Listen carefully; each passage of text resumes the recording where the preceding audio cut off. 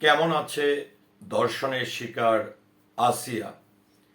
গত 10ই মার্চ সারা দেশে অনেকটা গুজব ছড়িয়ে পড়েছিল আসিয়া আর বেঁচে নেই, মৃত্যুর শয্যায় ঢলে পড়েছে আসিয়া।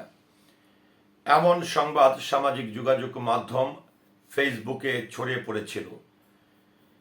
আসিয়ার ধর্ষণকে কেন্দ্র করে, বাংলাদেশের অনেক ধর্ষণকে কেন্দ্র করে আন্দোলনে ফুসকে উঠেছে জনতা। তো আসিয়া বর্তমানে কেমন আছে, কি অবস্থায় আছে, এই নিয়ে একটু আপনাদেরকে আমি আপডেট দিতে চাই। আসিয়ার অপারেশন সাকসেস হয়েছে। আসিয়ার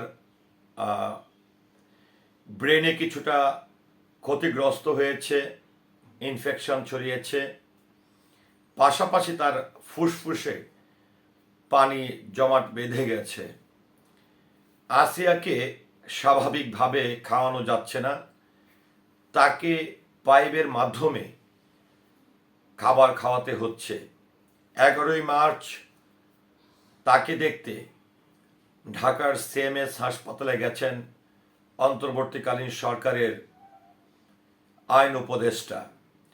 তো আসিয়াকে নিয়ে প্রতিনিয়ত মানুষ যেরকমভাবে আন্দোলনে জাগ্রত হয়েছে, আসিয়ার ধর্ষণকারীদের বিচার দাবি করছে, এরই মধ্যে আমরা সম্প্রতি দেখতে পেলাম গত 9ই মার্চ চট্টগ্রামে 10 বছরের একটি শিশুকে তার বাবা ধর্ষণ করেছে।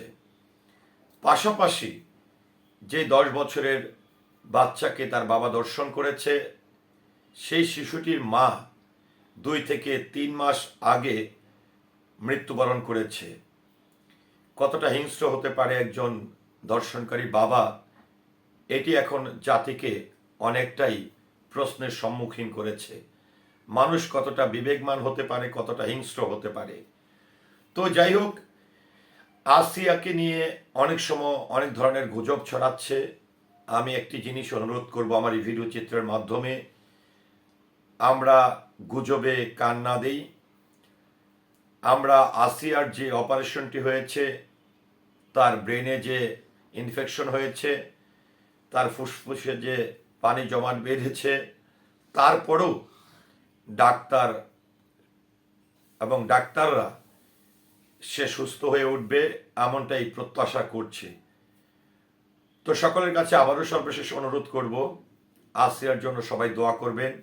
আসিয়াকে নিয়ে কেউ ভুল তথ্য দিবেন না, কেউ গুজব রটাবেন না। আল্লাহ তাআলা নিশ্চয়ই আসিয়াকে আবারও সুস্থ করে তুলবেন। ধন্যবাদ সবাইকে। আসসালামু আলাইকুম।